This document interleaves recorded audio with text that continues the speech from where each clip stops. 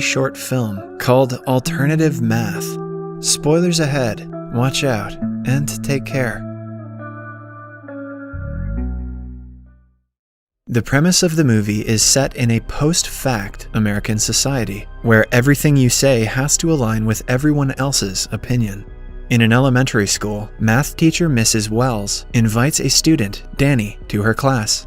Danny has failed his recent math test terribly and is very mad about it. However, he isn't mad that he didn't do well on the test. Instead, he is bothered by the teacher who gave him bad grades and said all of his answers were wrong.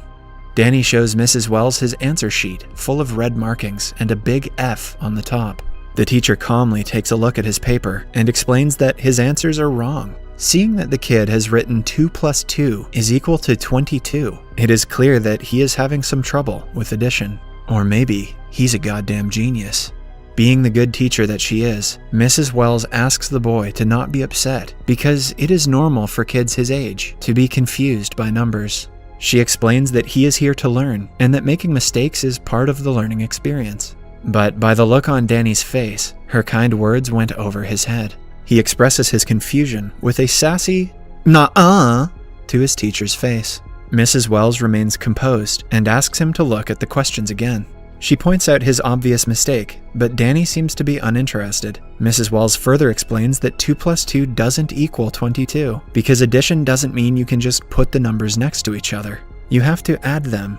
As she explains how he can add the numbers, the kid scoffs and says that her method is stupid. The woman manages to suppress her frustration and tries giving him a practical example. She brings out 2 markers in each of her hands and puts them together, asking the kid how many markers she has in total. With all the sass he can gather, Danny replies that the answer is 22. Finally starting to get irritated, Mrs. Wells tells him he is wrong, and the obvious answer is 4. The spoiled kid pushes the box of markers off the desk and storms out of the classroom in anger. Mrs. Wells is left speechless by the kid's behavior, but she doesn't think much of it until the very next day when his parents come to her classroom with a complaint. At first, they introduce themselves politely and take a seat at Mrs. Wells's request. Before the parents can voice their concerns, the teacher assures them that there is nothing to worry about. She further adds that it is completely normal for kids like Danny to get frustrated when they are struggling with a subject, especially a subject like math, where they can hardly use their creativity. Danny's mother doesn't seem to be grateful for Mrs. Wells's kind words. After all, the apple doesn't fall far from the dickhead. She ignores everything the teacher says and asks why Danny is getting some answers wrong in her so-called test. Mrs. Wells is taken aback by the rudeness, but doesn't show it in her face. She composes herself and starts explaining what kinds of questions were on the test. After she states that Danny's answer to the question, "What is 2 + 2?" was 22, the room goes silent. One might think the parents realized that it was their son's mistake, but to Mrs. Wells's surprise, they ask her to go on, waiting for her to prove her point. It becomes clear that the couple doesn't understand that the kid's answer is wrong. The teacher bluntly says that 22 is not the right answer. The mother, in utter disbelief, asks Mrs. Wells who says that the answer is wrong. Mrs. Wells replies that is how math works. The couple misses the whole point and accuses Mrs. Wells of calling their son stupid. The teacher explains that it was not her intention and that she is simply trying to correct his mistake. Things get heated when the dad starts to yell. He asks Mrs. Wells who she is to declare his son's answer is wrong and hers is right. Mrs. Wells is in complete shock at the stupidity of the couple. She tries to reason with them, stating that the answers are factual and they would never change. The mother acts like she understands Mrs. Wells's words, but then accuses her of being a Nazi and forcing absolute answers on her child. Confused by everything, the teacher bluntly asks the two if they know what 2 + 2 equals. Instead of an answer, Mrs. Wells gets insults thrown at her. The father calls her a smart-ass tramp, then mocks her accent. Their politeness from a while ago vanishes into thin air as they get more and more aggressive. Still being respectful, Mrs. Wells tells them that she can no longer continue the conversation and shows them the way out. Danny's mother claims that they are going to complain to the principal, while his father shouts his son is a free thinker for saying the answer is 22. Before leaving, the mother threatens to get her kicked out of the job and calls her a bitch. Having had enough of the two, Mrs. Wells sarcastically shames them for not knowing what 2 + 2 is. The scene abruptly ends as the mother slaps Mrs. Wells on her face. The following day, the principal comes to Mrs. Wells's class to discuss the matter. He immediately gets to the point and asks her what the issue was with Danny's parents. Mrs. Wells announces that it got a little crazy because the parents weren't cooperating. She inquires how the management is handling the situation, only to find out that they want her to apologize to the parents. This makes her mad because the mother was the one who hit her. The principal has a problem with Mrs. Wells telling the kids that their answer is wrong. A confused Mrs. Wells says that it is her job as a teacher to tell them when they make mistakes. However, the principal doesn't share the same view. He claims that the teachers should not ram their biased views down the students' throats because the students have their own opinions.